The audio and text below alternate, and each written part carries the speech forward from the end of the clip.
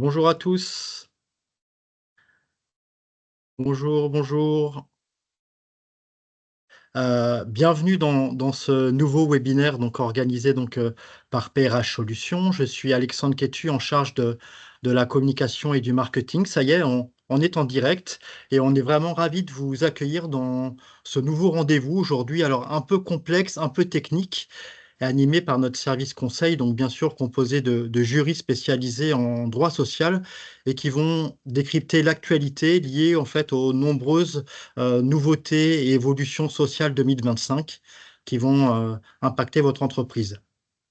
Après une période de transition liée au changement de gouvernement et un budget resté en suspens, aujourd'hui, les choses sont rentrées dans l'ordre, mais les nouveautés introduites par la loi de finances 2025 et la loi de financement de la sécurité sociale 2025 vont profondément impacter votre gestion sociale, RH et paye. Il était donc essentiel en fait d'anticiper ces changements lourds pour sécuriser votre conformité légale avec ces nouvelles mesures. Alors, quels ajustements devez-vous mettre en place? Quels impacts concrets sur vos cotisations, les rémunérations et vos obligations légales? Ben, pour répondre à ces questions, j'ai le plaisir d'accueillir deux experts qui sont tous les deux juristes spécialisés en droit social au sein de notre service conseil. Jules Magnan à la présentation, donc pour vous présenter les évolutions et les mesures à connaître et surtout à bien maîtriser. Bonjour Jules. Bonjour Alexandre, bonjour à toutes et à tous. Et Deborah Iglesias, donc en back-office, qui va vous répondre avec précision à l'ensemble de vos questions. Bonjour Déborah. Bonjour à toutes et à tous. Alors en attendant que les derniers inscrits se connectent, je vous propose de partager avec vous le sommaire de cet événement, de ce webinaire. On va ouvrir avec le premier chapitre en fait lié aux nouveautés RH, ce que la loi de finances 2025 et la loi de financement de la sécurité sociale changent concrètement pour vous. Et dans un deuxième temps, on verra en fait tout ce qui est cotisation sociale et URSSAF avec les nouvelles règles, les nouvelles obligations et des conseils pratiques en fait de notre équipe conseil. Et bien sûr, à la fin de ce webinaire, comme d'habitude, une session questions-réponses pour échanger avec nos experts. Euh, on a l'habitude, vous savez, de privilégier l'interactivité dans nos webinaires pour animer ces événements. Donc, tout au long de ce webinaire, vous avez la possibilité de poser vos questions en direct à Jules et Déborah. Pour cela, c'est très simple. Il suffit de vous diriger dans le menu qui se situe en haut de votre écran et de cliquer sur QR pour questions-réponses. Vous tapez votre question et Déborah vous répondra en direct. Et toutes les questions qu'on n'aura pas pu traiter, on les récupérera et traitera au moment de la session questions-réponses à la fin de la présentation de Jules. Évidemment, vous recevrez dès demain dans votre boîte de réception l'ensemble des ressources qui nous ont aidés à préparer cet événement, le document de présentation, le replay du webinaire en vidéo et les accès à toutes nos fiches pratiques et nos articles de blog dédiés. On va pouvoir ouvrir avec le premier chapitre, consacré, comme vous le voyez, aux nouveautés RH. Chaque année, les lois de finances et de financement de la sécurité sociale introduisent des ajustements majeurs pour les employeurs et les salariés. Et vous allez voir que 2025 ne fait pas exception, avec des réformes qui touchent les frais de transport domicile de travail, les avantages en nature pour les véhicules, l'aide à l'apprentissage, le calcul de vos effectifs également, avec des bonnes et des mauvaises nouvelles que je te laisse présenter, Jules. Et oui Alexandre, effectivement, on va s'intéresser dans un premier temps donc aux nouveautés RH et on va commencer tout de suite par les frais de transport, domicile, lieu de travail. On en avait déjà parlé lors de notre premier webinaire de l'année, mais on a désormais confirmation de certains points et également nouveautés. La première nouveauté, vous la voyez apparaître à l'écran, c'est le premier point. C'est tout simplement la loi de finances qui prolonge l'exonération de la part facultative de la prise en charge par l'employeur à hauteur de 25%, soit donc 75% du coût total de l'abonnement exonéré. Donc, pour rappel, hein, un employeur a l'obligation de prendre en charge 50% des frais de transport public de son salarié. On pouvait, sur les 2 dernières années, aller au-delà, en fait, en allant jusqu'à 75% de prise en charge, avec 25% supplémentaires exonérés, et donc la loi de finances prolonge cette exonération. Donc ça, c'est on est rassuré de ce côté-là, sur cette exonération. Et puis pour le reste, on l'avait déjà annoncé en partie, et bien tout simplement la prime transport qui est diminuée en termes d'exonération de 100 euros, 100 euros par an par salarié. On passe de 700 euros par an à 600 euros par an, dont à l'époque 400 euros pour les frais de carburant en 2024. Et donc en 2025, là aussi, il y a une baisse, donc on n'est plus qu'à 300 euros pour les frais de carburant. Pour ce qui est du forfait mobilité durable, de la même façon, la limite d'exonération sociale et fiscale est fixée à 600 euros par an et par salarié. Le cumul, pour le coup, du forfait mobilité durable et de la prise en charge obligatoire des 50% des frais de transport public, là est par contre augmenté. Donc le plafond qui était auparavant de 800 euros par an, eh bien, c'est désormais 900 euros par an et par salarié. Donc il y a une augmentation de ce côté-là à y penser. Donc si vous avez mis en place votre forfait mobilité durable, et que dans le même temps, vous remboursez 50% des frais de transport public de vos salariés. Et enfin, pour ce qui est des indemnités kilométriques vélo, là aussi, le plafond est abaissé. Il passe de 700 à 600 euros par an. Donc voilà un petit peu ce qu'on pouvait dire au niveau des frais de transport, domicile, lieu de travail. Donc désormais, les règles sont fixées pour cette année 2025.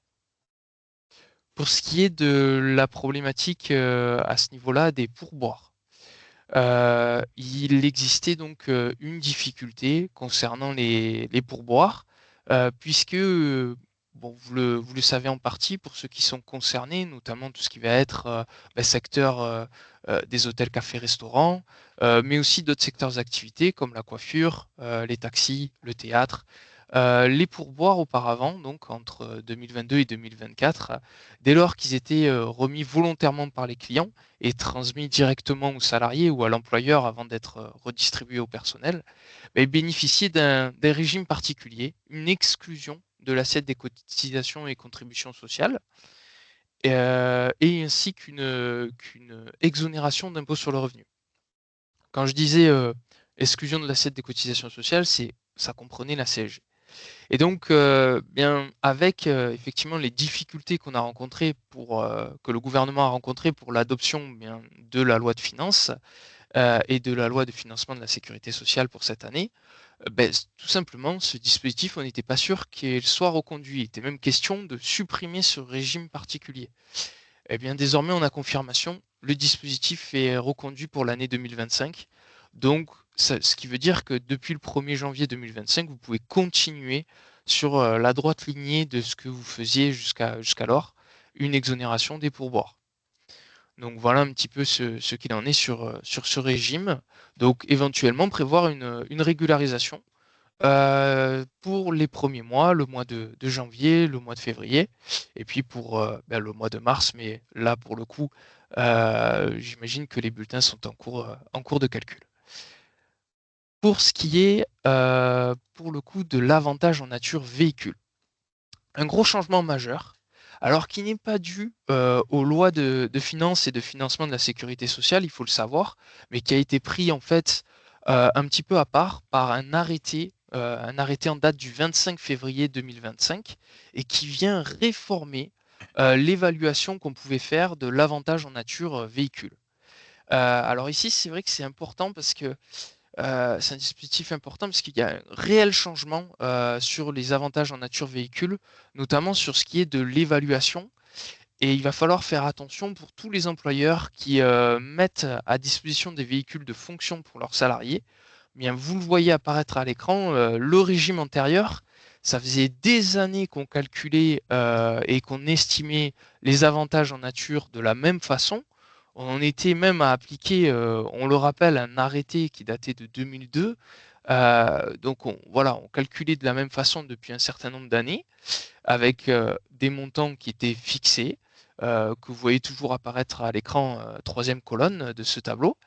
Eh bien, désormais, pour les véhicules mis à disposition à compter, attention, du 1er février 2025, on va évaluer l'avantage d'une façon différente. Donc pour les véhicules achetés, vous le voyez apparaître à l'écran, l'évaluation n'est pas favorable aux salariés et à l'employeur, puisqu'il va falloir en fait évaluer avec pour les véhicules achetés un pourcentage à hauteur de 15% du coût d'achat, toute charge, toute taxe comprise, donc TTC.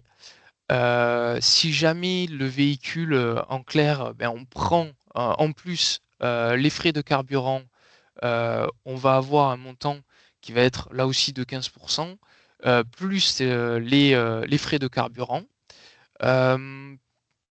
On va également avoir, s'il y a une évaluation qui est faite au forfait de ces frais de carburant, on va avoir un montant qui est à 20% du coût d'achat total.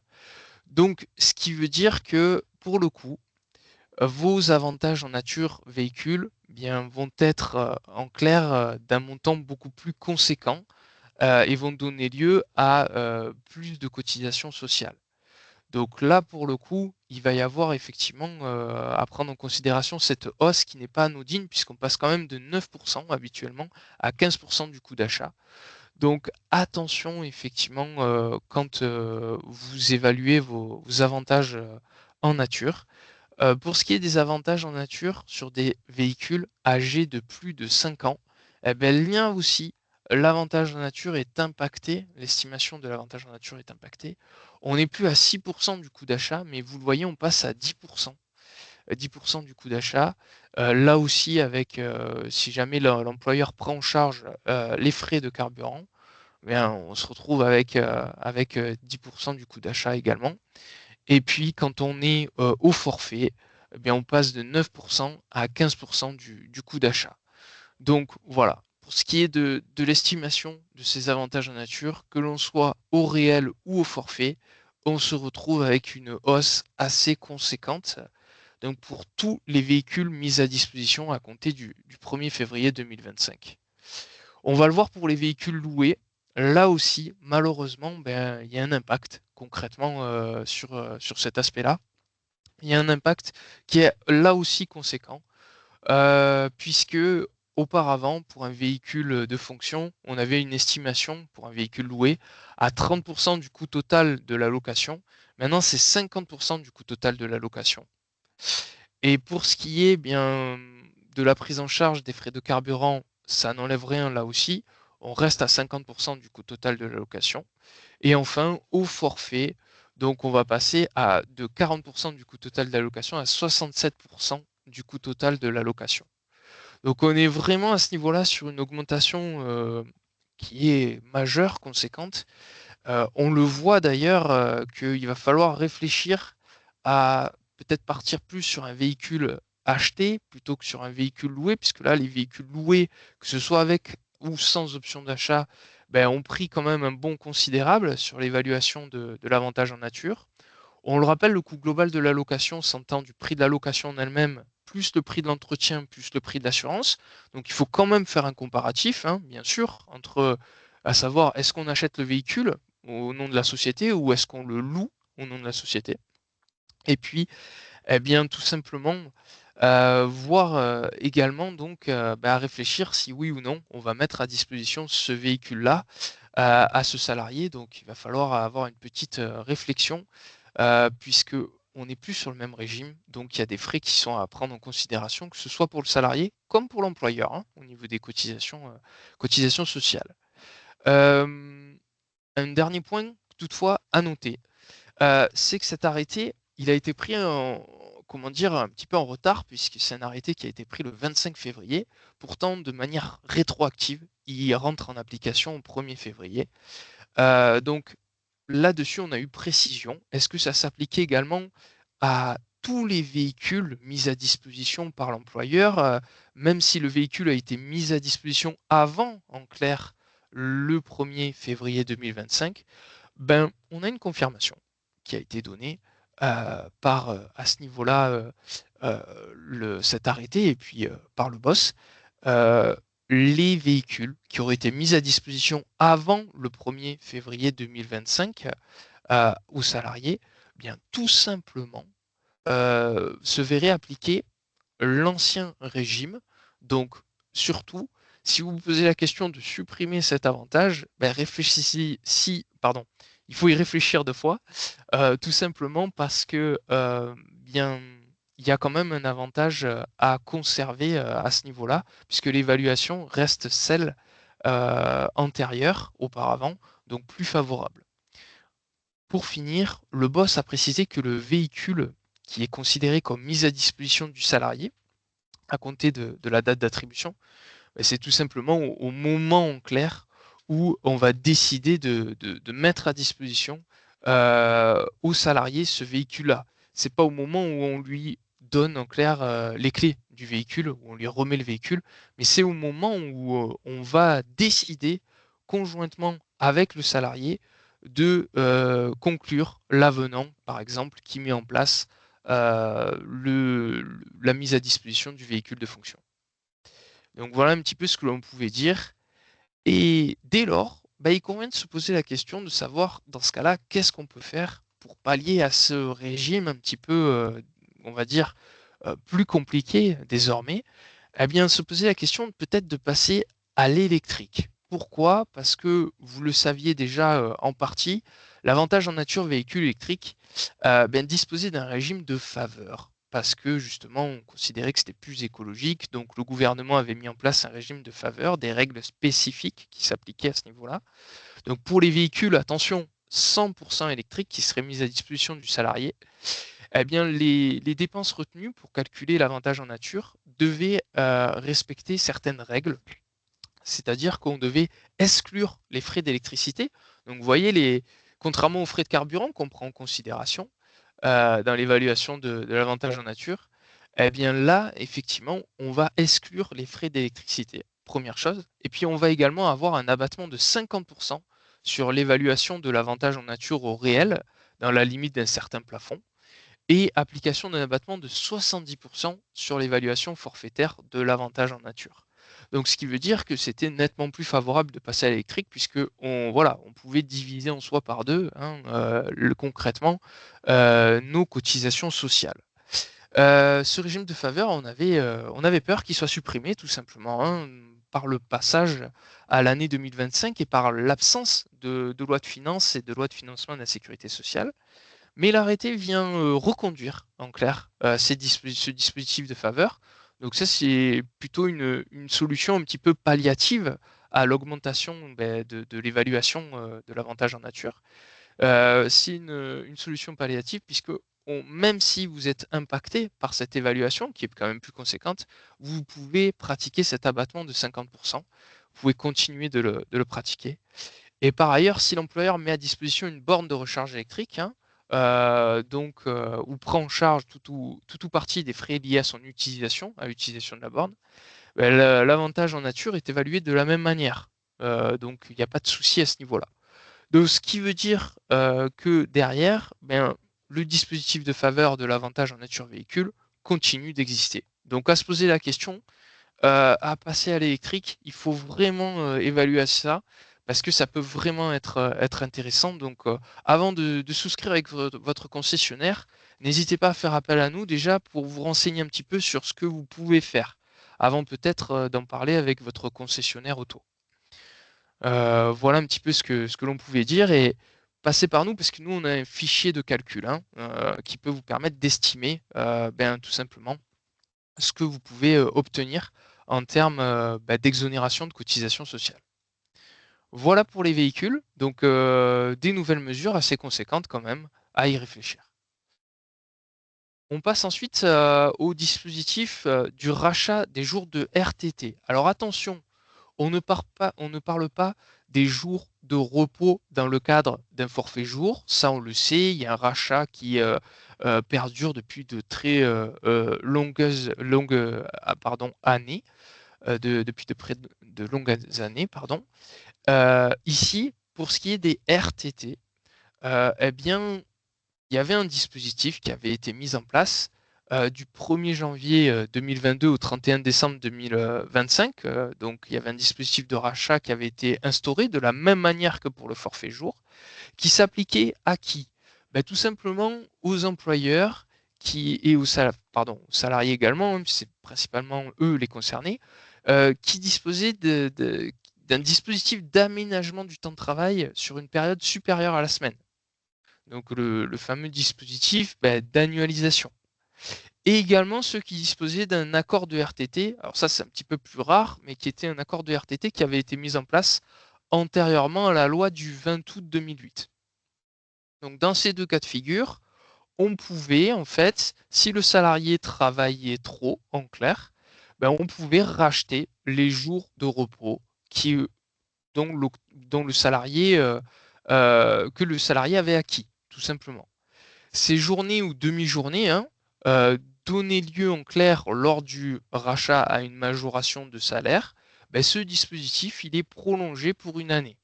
Donc pas d'inquiétude à avoir à ce niveau-là. Pour ce qui est de l'activité partielle également, l'activité partielle est impactée par les lois de finances et de financement de la sécurité sociale. L'activité partielle de longue durée, rebond, a été créée. Alors elle a été créée pour qui?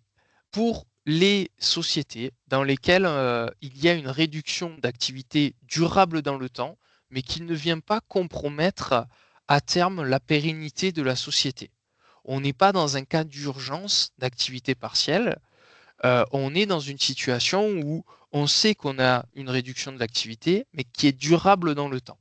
Et donc le but, l'idée, c'est de réduire la durée de travail. On le rappelle, c'est le but de l'activité partielle, tout en compensant en fait cette difficulté-là.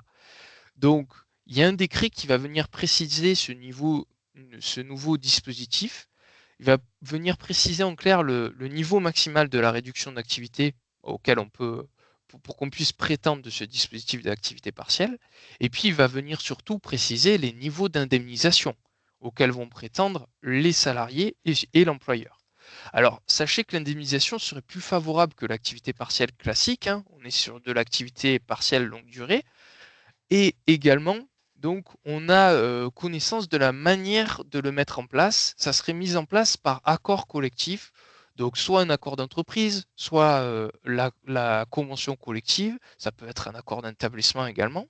Soit sinon, après consultation du CSE, s'il en existe un, une DUE, un document en fait unilatéral mis en place, pris par l'employeur. En application, bien sûr, par contre, de dispositions de la convention collective. Il faut quand même que ça soit prévu par la convention collective. Et donc, ce document, que nous pouvons bien sûr vous établir, va préciser les engagements spécifiquement souscrits par l'employeur en contrepartie de la mise en place de cette activité partielle, notamment pour le maintien de l'emploi et pour la formation professionnelle.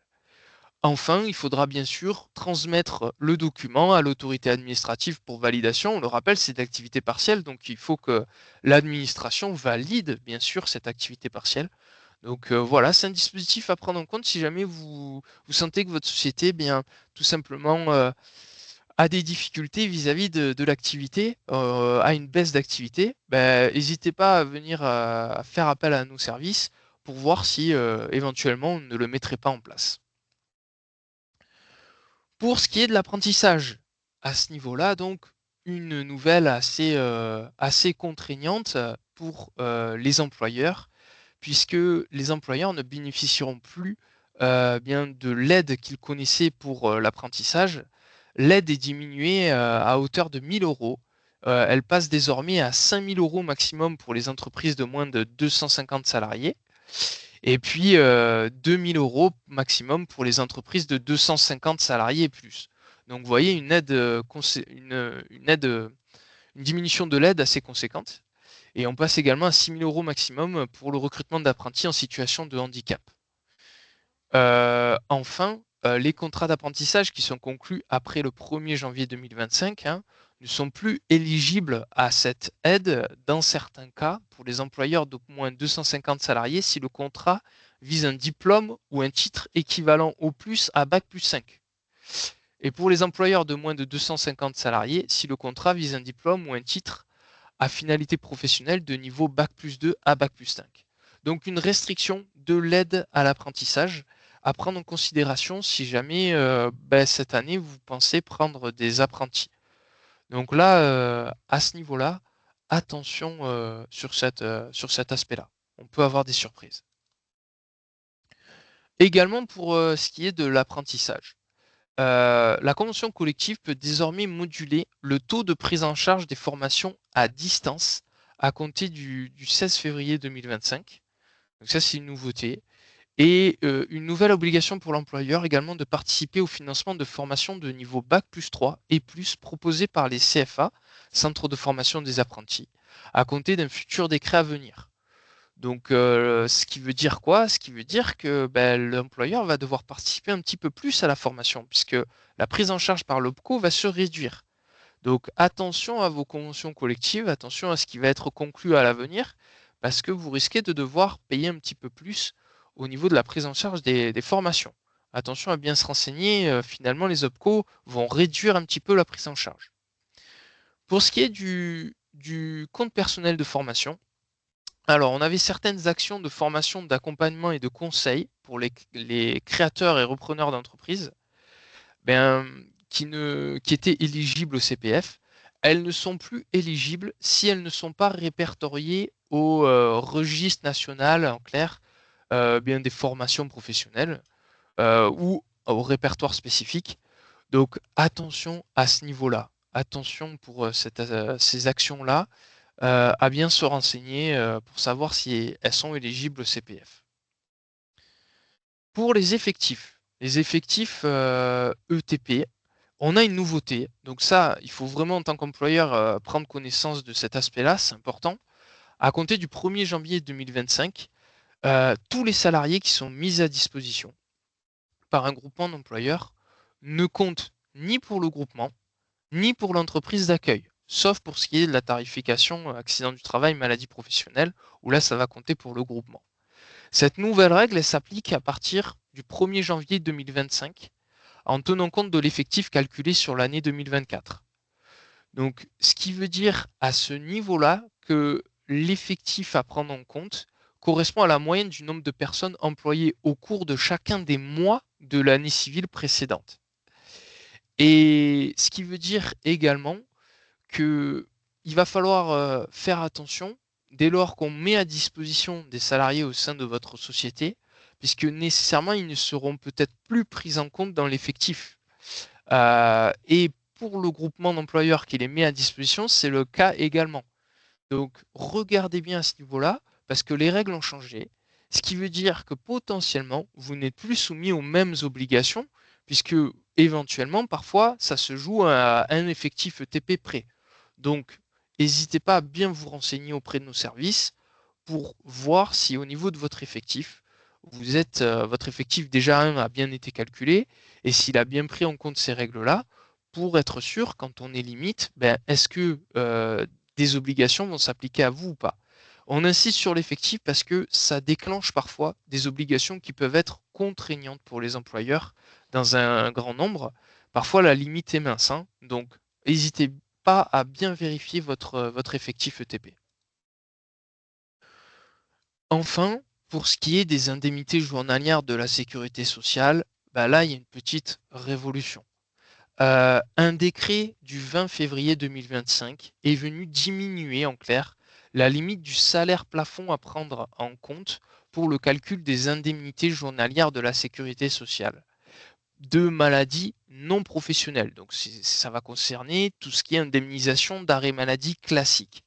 Et désormais, ce salaire plafond, il passe de 1,8 à 1,4 SMIC. Donc on a en clair une baisse des indemnités journalières de la sécurité sociale. Cette nouvelle baisse, cette nouvelle règle, elle s'applique à partir du 1er avril 2025. Donc à ce niveau-là, sur la base d'un SMIC à hauteur de 11,88 €, le montant maximum de l'indemnité journalière de la sécurité sociale maladie classique sera de 41,47 € brut maximum au lieu de 53,31 € auparavant. Donc attention à ce niveau-là, c'est plus le même montant d'indemnité journalière de la sécurité sociale et ça va avoir des implications côté employeur. Pourquoi? Parce que si on baisse le montant de l'indemnité journalière de la sécurité sociale, vous vous apercevez que ça va entraîner automatiquement et obligatoirement une augmentation de la part de l'indemnisation complémentaire à la charge de l'employeur lorsque l'employeur est tenu à une obligation de maintenir le salaire. Donc, ce qui veut dire, pour tous les employeurs qui se posent la question, que cette diminution de la limite, enfin, maximum de l'indemnité journalière de la sécurité sociale, en vérité, elle veut dire une augmentation de l'indemnité complémentaire de l'employeur. Donc, une augmentation des indemnités journalières complémentaires des employeurs, un montant supplémentaire à verser. De la même façon, cette diminution va avoir et va entraîner une augmentation des cotisations salariales et patronales versées pour financer le régime de prévoyance complémentaire par ricochet. Pourquoi par ricochet? Parce que si l'organisme de prévoyance qui va prendre le relais par la suite de la sécurité sociale et de l'employeur, si l'organisme de prévoyance va devoir lui aussi verser plus, eh bien tout simplement, il va augmenter ses cotisations. Donc c'est à craindre pour l'avenir qu'il y ait une augmentation des cotisations prévoyance. Donc à ce niveau-là, attention au surcoût au niveau des indemnités journalières. Si la sécurité sociale, de son côté, va faire des économies, de l'autre côté, niveau employeur, niveau prévoyance, il est à craindre des augmentations de prise en charge. Voilà un petit peu ce que l'on pouvait dire sur ces mesures. Bah, merci beaucoup, Jules, pour ces précisions importantes vraiment sur les impacts RH de la loi de finances et de financement de la sécurité sociale. Je vous rappelle que vous avez la possibilité de poser vos questions à Jules et Déborah en direct. Pour cela, vous avez l'onglet questions-réponses qui se situe en haut de votre écran et nos experts sont à vos dispositions pour vous répondre.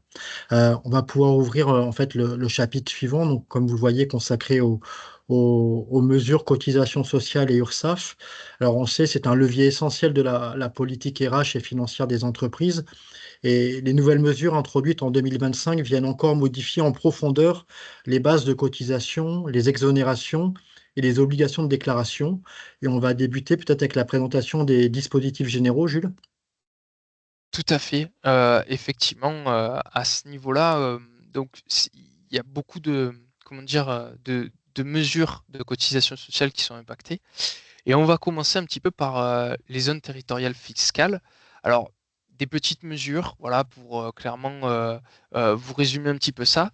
On va avoir les zones territoriales fiscales qui sont impactées par cette loi de finances, notamment les zones franches, ruralité, revitalisation, si vous êtes dans cette situation. Euh, à ce niveau-là, il va falloir vous renseigner parce que il y a application désormais d'une exonération de cotisation sociale jusqu'en 2027. Donc voilà, n'hésitez pas à vous renseigner sur la question. Pour ceux qui se situent dans le bassin d'emploi à redynamiser, en clair, là aussi, une exonération de cotisation sociale est prévue jusqu'en 2027. Donc concrètement, pour ces deux mesures, si vous pensez là demain à changer tout simplement d'adresse, de lieu pour vos entreprises, que ce soit le siège social, que ce soit les établissements, n'hésitez pas à vous renseigner sur ces zones parce que vous pouvez bénéficier d'une exonération de cotisation sociale. Pour le dispositif des jeunes entreprises innovantes, on s'adresse un petit peu aux startups, etc.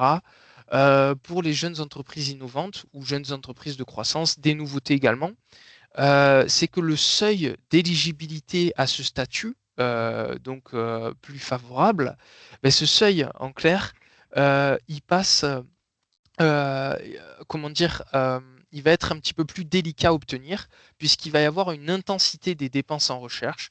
On demande désormais à ces entreprises tout simplement de dépenser non plus 15%, mais 20% au niveau de ce taux de dépenses. Et la fourchette du niveau de dépense, elle passe de 5% à 20% pour les jeunes entreprises de croissance. Donc voilà, il va falloir prévoir des dépenses un peu plus conséquentes pour pouvoir bénéficier de ce statut de jeune entreprise innovante. bien sûr, on parle de dépenses de recherche, hein.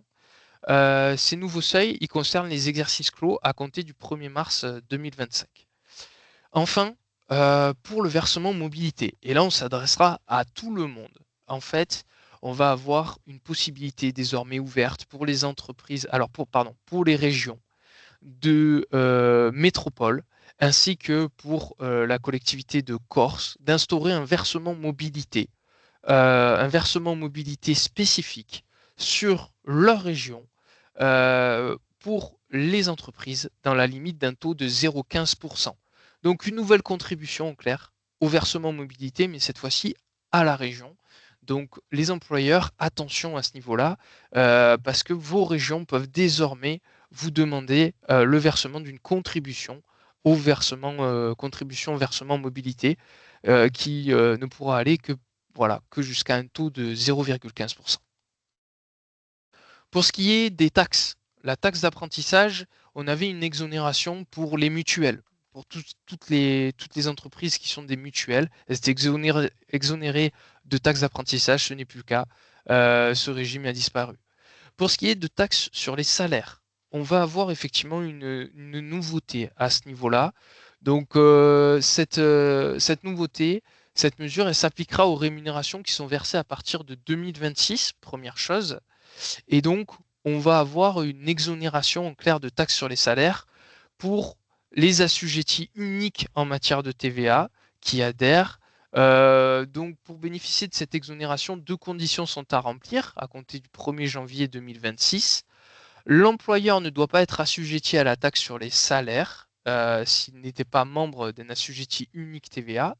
Et l'année précédant le versement des rémunérations, au moins 90% du chiffre d'affaires taxable à la TVA de l'assujetti unique doit correspondre à des opérations ouvrant droit à déduction de la TVA. Donc voilà, il y a possibilité d'exonérer en clair vos taxes sur les salaires si vous rentrez dans certaines catégories tout simplement d'assujettis TVA. Donc n'hésitez pas à regarder pour ces conditions-là. Enfin, pour la contribution au dialogue social, on s'attendait à une nouveauté, mais il n'y a pas de nouveauté à ce niveau-là. Donc pas de changement en pratique, une simple réécriture des dispositions. Pour les indemnités de rupture liées à un PSE, à un plan de sauvegarde de l'emploi, on a une exonération totale d'impôt sur le revenu en cas d'annulation de la décision d'un PSE, c'est assez spécifique. Pour tout ce qui va être désormais autres éléments de rémunération. Attention à ce niveau-là, on a beaucoup de nouveautés parce qu'on a des régimes sociaux de faveur pour tout ce qui va être BSPCE, Management Pack, attribution gratuite d'actions, etc. Donc pour les bons de souscription de parts de créateurs d'entreprises, ce qu'on appelle les BSPCE, fin du traitement fiscal uniforme des BSPCE, on fait désormais une distinction entre le gain d'acquisition et le gain de cession pour tous les titres souscrits à compter du 1er janvier 2025. Donc attention à ceux qui en ont, le régime fiscal a changé. Et également une impossibilité d'inscrire sur un plan d'épargne, un PEE, un PEI, un PERCO, les titres attribués ou exercés à compter du 10 octobre 2024. Donc attention à ce niveau-là, le régime des BSPCE a changé. Pour les management package, alors de quoi il s'agit? Ce sont en clair des titres de société qui sont versés à des salariés ou à des dirigeants qui effectivement l'ont bénéficié de par leur statut. Ça a été négocié de par leur fonction spécifique de salariés, de dirigeants. On peut leur verser ce qu'on appelle des management packages. Bien là, le gain net est exclu de l'assiette de CSG-CRDS et de l'assiette de cotisation sociale. Alors, pour l'exclusion de l'assiette de CSG-CRDS, pour l'exonération de CSG-CRDS, c'est que sur les revenus d'activité. Désormais, la fraction du gain net qui est imposée selon le régime des plus-values rentre par contre dans l'assiette de la CSG sur les revenus du patrimoine. Alors, ce dont je parle en clair, c'est une exonération effectivement de CSG-CRDS et de cotisation sociale, mais ça va avoir un impact en fait au niveau fiscal. Donc, il faudra le déclarer au niveau fiscal. Et on va avoir la création d'une contribution salariale libératoire de 10% sur la fraction du gain net imposé à l'IR. Donc attention parce qu'il y a une nouvelle contribution salariale. Donc c'est plus si avantageux que ça au final. Hein. Pour les attributions gratuites d'actions, la contribution patronale va augmenter de 20 à 30% à partir du 1er mars 2025. Là aussi, en fait, le gouvernement vient un petit peu restreindre les niches fiscales, à proprement parler. Par contre, pour le secteur agricole, on le sait, là l'idée c'était de favoriser un petit peu le secteur agricole. Il y a une exonération qui était en place pour tout ce qui était les travailleurs, on va dire, temporaires, d'accord, occasionnels. Ben, on a une pérennisation déjà du dispositif pour tout le secteur agricole. Et cette exonération vient aussi rentrer à de nouveaux employeurs dans ce secteur-là. Il y a une extension du secteur, notamment pour les CUMA et les coopératives de conditionnement des fruits et légumes. Donc n'hésitez pas à vous renseigner si vous êtes dans cette situation, parce que vous avez droit à une exonération supplémentaire. On a un relèvement également du niveau de rémunération qui ouvre droit à l'exonération qui est fixé à maximum à 1,25 SMIC. Et donc ça, en fait, ça avait déjà fait l'objet d'une discussion, mais là, maintenant, c'est sûr. C'est cette nouveauté-là. Donc, pour tout ce qui est domaine agricole, n'hésitez pas à vous renseigner parce que vous avez potentiellement une exonération un peu plus conséquente. Voilà un petit peu ce que l'on pouvait dire sur ce point. On attaque le gros morceau maintenant. Le gros morceau, c'est quoi? C'est la réduction générale de cotisation patronale. Attention à ce niveau-là. La réduction générale de cotisation patronale, ce qu'on appelle communément le dispositif en clair Fillon, entre autres, eh bien, à compter du 1er janvier 2025, on a un abaissement du plafond ouvrant droit à la réduction de taux sur les cotisations patronales qui est appliqué pour la cotisation d'assurance maladie et pour la cotisation d'allocation familiale. On a un abaissement de 2,5 SMIC à 2,25 SMIC pour l'année 2025 pour la cotisation d'assurance maladie. Et pour la cotisation d'allocation familiale, on a un abaissement de 3,5 SMIC à 3,3 SMIC pour l'année 2025. Donc, comme le plafond en clair, effectivement, tout simplement diminue, on va avoir droit à moins en clair, tout simplement, de cotisation, on va avoir de réduction générale de cotisation patronale. Donc, il y a un décret qui va définir la valeur du SMIC à prendre en compte. Pour l'instant, vous pouvez appliquer dans l'attente la valeur du SMIC actuel, mais on vous invite plutôt à patienter le temps que le décret définisse cette valeur-là. Et à partir de 2026, on va avoir un changement intégral de régime. Donc là, on change un petit peu à ce niveau-là de mécanisme de réduction. Auparavant, donc, on avait un dispositif par points. Désormais, c'est complètement changé.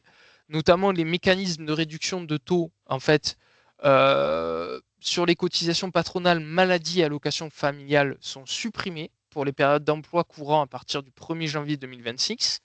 Mais comme c'est supprimé, de l'autre côté, c'est reconfiguré en clair. Donc désormais, on va avoir toujours une réduction dégressive, puisqu'on le sait, hein, on réduit de plus en plus la réduction générale de cotisation patronale.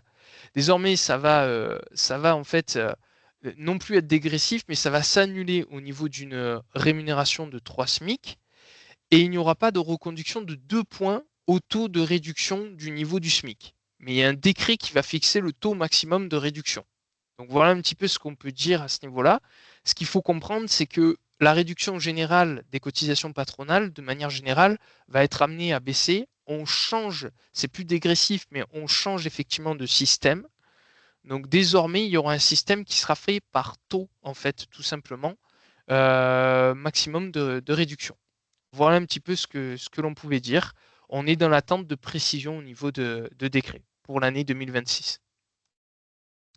Également, toujours sur la réduction générale des cotisations patronales, et là, attention, parce que ça concerne également tout le monde, la prime de partage de la valeur est désormais intégrée dans la rémunération utilisée pour calculer la réduction générale de cotisations patronales. Donc ça, c'est une nouveauté qui est quand même importante. À compter du 1er janvier 2025, normalement, on est censé prendre en compte la prime de partage de la valeur dans la rémunération pour voir effectivement quelle réduction générale de cotisation patronale on peut obtenir. Elle est prise en compte tant au niveau de la formule de calcul du coefficient, mais également au niveau de l'assiette à laquelle le coefficient est appliqué, pour obtenir le montant de la réduction. Donc les primes de partage de la valeur à intégrer dans le calcul de la réduction générale de cotisation patronale sont non seulement celles versées aux salariés, mais également celles qu'on va affecter à un plan d'épargne. On l'avait dit ensemble plusieurs fois au cours des webinaires précédents, on peut affecter la prime de partage de la valeur à un plan d'épargne pour le salarié. Eh bien là, désormais, cette possibilité-là, par contre, n'enlève rien au fait que la prime de partage de la valeur est intégrée dans la rémunération utilisée pour calculer la réduction générale de cotisation patronale.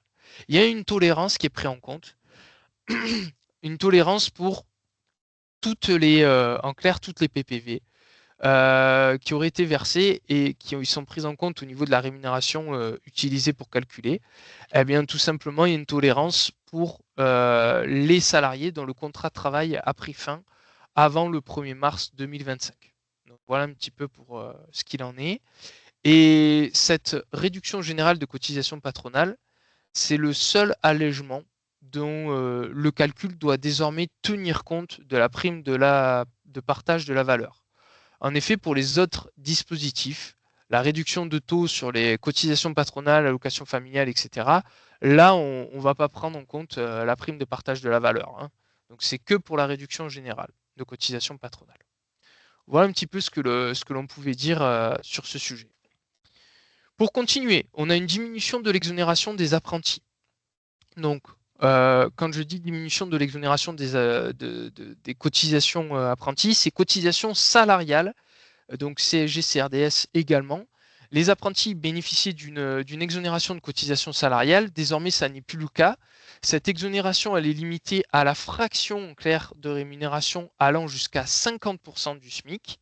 Donc, pour les cotisations salariales, auparavant, elles étaient exonérées à hauteur de 79% du SMIC. Désormais, elles ne sont plus qu'exonérées qu'à hauteur de 50% du SMIC. Donc, pour la fraction qui est au-dessus, eh bien, on va avoir application de cotisation sociale. Et pour les CSG, CRDS, auparavant, c'était entièrement exonéré. Les apprentis ne bénéficiaient pas, ne se voyaient pas appliquer de CSG. Et désormais, en clair, ils ont une exonération qui n'est plus qu'à hauteur de 50% du SMIC. Donc, au-delà, il faudra soumettre, pour la fraction excédentaire, il faudra soumettre tout simplement la CSG CRDS. Également, on va avoir un dispositif particulier de lutte contre les fraudes. L'URSSAF, désormais, a mis en place un certain nombre de points à ce niveau-là. Donc, attention, l'URSSAF doit valider désormais l'immatriculation au registre national des entreprises de toutes les entreprises étrangères sans établissement stable en France. Alors, pour toutes les entreprises étrangères en fait, qui faisaient en fait, venir des salariés en France pour les faire travailler, eh bien, sans avoir d'établissement en France, eh bien, désormais, ça doit être validé auprès de l'URSSAF. Il y a un dispositif particulier. Mais en plus, il faut faire valider l'immatriculation au registre national des entreprises. On ne peut plus passer comme auparavant par comment on appelait ça? On va dire un représentant, c'est ça le terme, un représentant des entreprises étrangères en France. Il faut désormais se faire immatriculer auprès de l'URSSAF. Il y a une procédure particulière, en clair, à mettre en œuvre. En cas de fraude, pour les indemnités journalières de la sécurité sociale par un assuré, c'est-à-dire ce qu'on peut appeler également arrêt maladie de complaisance. Comme l'idée, c'est de faire des économies auprès de la sécurité sociale, les directeurs d'organismes de protection sociale peuvent désormais transmettre à tout employeur les éléments utiles et nécessaires pour caractériser la fraude. Donc l'idée, c'est qu'il y ait plus de communication entre la sécurité sociale et les employeurs pour s'informer. Alors on le rappelle à ce niveau-là, il n'est pas possible tout simplement, comment dire, quand on fait face à un arrêt maladie de complaisance, de tout de suite sanctionner le salarié. Il faut dans un premier temps faire déjà un premier contrôle avec un médecin contrôleur. Et si le contrôle est bon, on peut arrêter le versement uniquement. On ne peut pas demander le remboursement aux salariés des indemnités complémentaires qu'on a versées aux salariés. Mais désormais, il y aura une information. Alors, il y avait auparavant une information automatique qui était faite à la caisse primaire d'assurance maladie. Mais désormais, il y aura une information dans l'autre sens. Si c'est la caisse qui fait un contrôle et qu'il s'avère que ce soit un arrêt maladie de complaisance, elle prévient en clair l'employeur. Également, tout ce qui est plateforme de télémédecine dont l'objet principal était de fournir des arrêts de travail et pas de consultation, seulement un questionnaire à remplir et on vous fournissait un arrêt maladie. Désormais, c'est interdit. Et tout ce qui est télémédecine, dont le professionnel de santé est basé à l'étranger, ça ne peut plus donner lieu à des arrêts de travail. Il faut en clair qu'un salarié qui se fasse, comment dire, qui ait besoin de se faire ausculter à l'étranger, aille voir directement le médecin à l'étranger. Il ne peut pas faire un acte de télémédecine. Enfin, pour tout ce qui va être droit de communication, alors pour tout ce qui est URSSAF pur, là, pour le coup, tout ce qui est droit de communication de l'URSSAF en cas de lutte, on a une extension du champ de communication. Donc, contre la fraude hors du contrôle URSSAF et contre le travail dissimulé. Ce qui veut dire quoi? Ce qui veut dire que l'URSSAF peut désormais, en clair, tout simplement aller voir ce qui se passe au niveau des autres agences, on va dire, administrations de l'État. Et les résultats des enquêtes des agents de contrôle sont opposables par contre lors des contrôles diligentés par un autre organisme. L'URSSAF prend un peu plus de poids, donc quand vous allez être contrôlé, gardez bien les résultats de vos contrôles parce que vous pourrez les opposer, par exemple, au contrôleur fiscal. Donc attention à ce niveau-là. Ça peut vous être bénéfique. Le champ de l'opposition à un tiers détenteur est élargi aux sommes indûment versées. Donc attention à tout ce qui est saisie de rémunération. Et lors de la procédure de dialogue et de conciliation, les délais de prescription pour le recouvrement des cotisations sont suspendus. C'est-à-dire qu'on considère maintenant que la prescription ne peut plus jouer pendant le contrôle. Donc ça, effectivement, ça peut être dommageable pour les employeurs. Et pour finir, pour tout ce qui va être accident du travail, on a une révision de l'indemnisation en cas d'incapacité permanente d'un salarié à la suite d'un accident du travail, d'une maladie professionnelle, afin d'intégrer le déficit fonctionnel permanent dans l'indemnisation. Donc attention à ça pour tous les employeurs qui seraient condamnés parce qu'ils auraient commis une faute inexcusable dans le cas d'un accident du travail, maladie professionnelle. Ce qui veut dire que là, le montant peut être augmenté, le déficit fonctionnel peut être pris en compte dans l'indemnisation du salarié.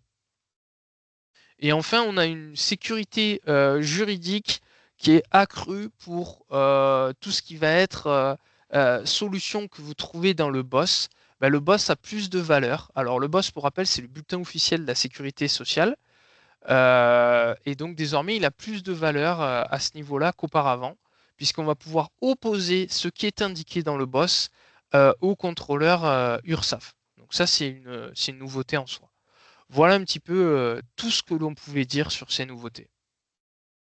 Merci beaucoup, Jules, pour la présentation de ces dispositifs et vraiment les impacts. Vous avez prévenu au début de webinaire, hein, c'est technique et complexe. En fait, cette loi de finances et de financement de la sécurité sociale, en fait, apporte beaucoup de modifications. On va pouvoir passer aux questions-réponses avec toi, Déborah. Est-ce qu'on a eu beaucoup de questions lors de ce webinaire? Oui, merci. On a eu pas mal de questions, effectivement. Ça vous a fait plutôt réagir. Actuellement, alors on a une question en attente et en fait, ça concernait les plateformes de télémédecine notamment. Donc, la question, c'était de savoir finalement comment l'employeur elle peut s'apercevoir que c'est le salarié est passé par la plateforme. Alors, ma première réponse a été de dire qu'effectivement, en pratique, ça va être difficile pour l'employeur de le savoir. Si le salarié lui donne un arrêt de travail CERFA homologué qui convient bien lui, il ne pourra pas tellement s'en rendre compte. Et du coup, le contrôle, on imagine qu'il va peser plutôt du côté de la CPAM. Et donc, la question qui ressort encore de ça, c'est comment ça va se traduire pour l'employeur un refus d'indemnisation. Mais Alors, c'est vrai, c'est... c'est- Mm. c'est une bonne question, Déborah. Alors, pour savoir peut-être, éventuellement, rechercher en fait le médecin sur Internet, parce que s'il a une plateforme de télémédecine, eh bien, tout simplement, vous allez la voir apparaître dans le résultat de vos recherches, et à partir du moment où il est sur cette plateforme, vous pouvez avoir un doute sur le certificat de travail qui a été émis et contacter dans ce cas-là la caisse primaire d'assurance maladie en ce sens pour qu'ils vérifient. Donc ça peut être une solution. Merci Jules. On a d'autres questions, Je Déborah, t'en prie. qui sont Non, restées en suspens? pour le moment, pas de questions, donc n'hésitez pas.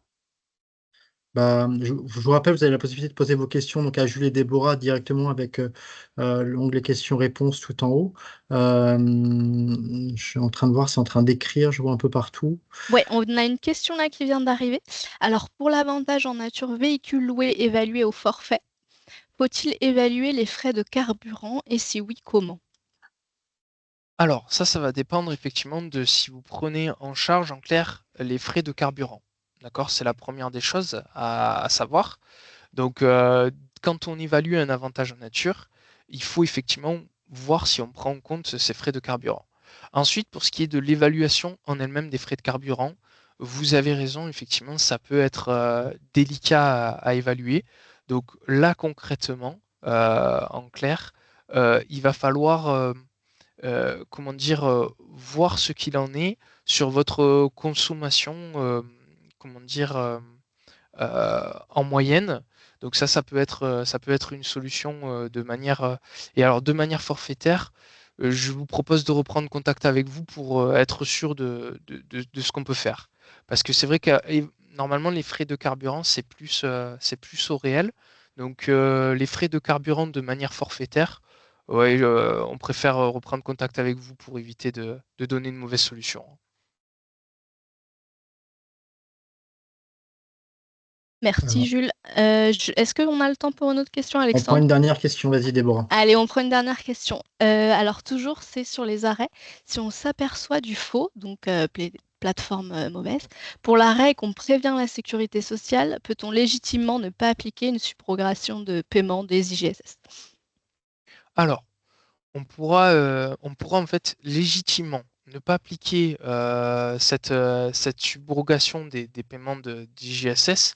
Comment dire? euh,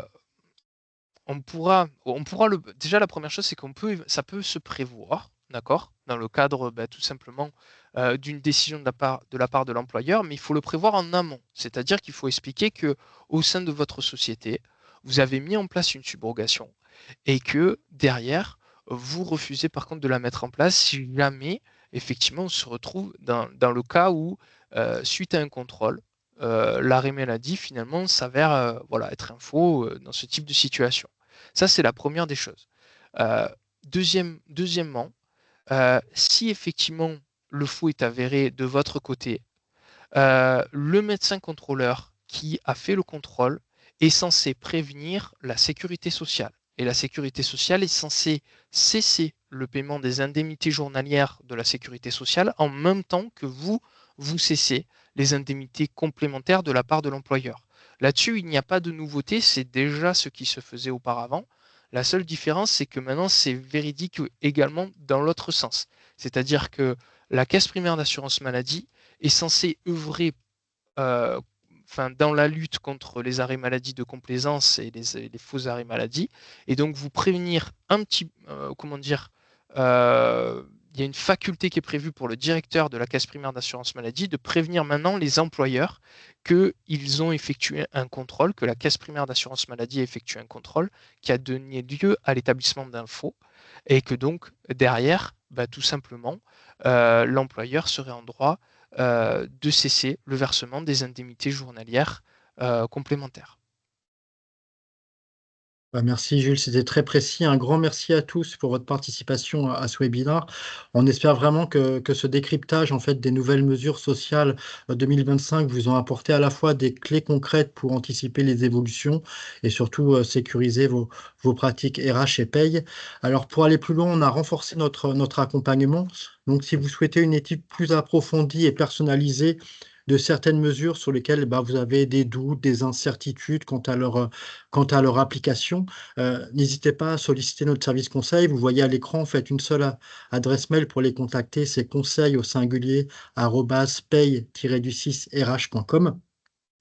Nous l'avons spécifié aujourd'hui, en fait, ces évolutions légales vont impliquer à la fois des ajustements dans votre gestion RH et pour éviter tout risque de litige et être certain surtout de la conformité de vos décisions. Notre équipe juridique est vraiment à votre disposition pour organiser des mini-formations personnalisées et avoir plus de détails sur l'ensemble ou sur certaines mesures spécifiques. Je vous rappelle que notre équipe de juristes en fait vous accompagne au quotidien à la fois pour analyser et sécuriser vos pratiques RH face aux nouvelles réglementations, et Dieu sait qu'elles sont nombreuses, et également rédiger vos actes juridiques en toute conformité. Nos prochains rendez-vous, si vous êtes dans le sud-ouest, eh ben, on a un club breakfast RH prévu le 4 avril, le vendredi 4 avril à partir de 8h30, avec justement le décryptage des nouveautés sociales en présentiel autour d'un petit déjeuner donc à Pau, Anglette, Mont-de-Marsan et Hossegor. Et sinon, pour notre prochain webinaire consacré donc à la gestion efficace des congés payés, on vous donne rendez-vous donc le 15 avril 2025, même heure et toujours sur Teams. Merci encore pour votre participation à tous. Merci Déborah, merci Jules. Merci à toi, Merci. Alexandre, et merci à tous et à Vous toutes. êtes de plus en plus nombreux à suivre nos événements et on prend vraiment ça voilà, comme un gage de fidélité. On vous souhaite une très belle fin de journée. Puis je vois l'heure qui avance, 12h31 déjà, et un très bon appétit. Merci beaucoup, au revoir. Bon appétit, au revoir. Au revoir.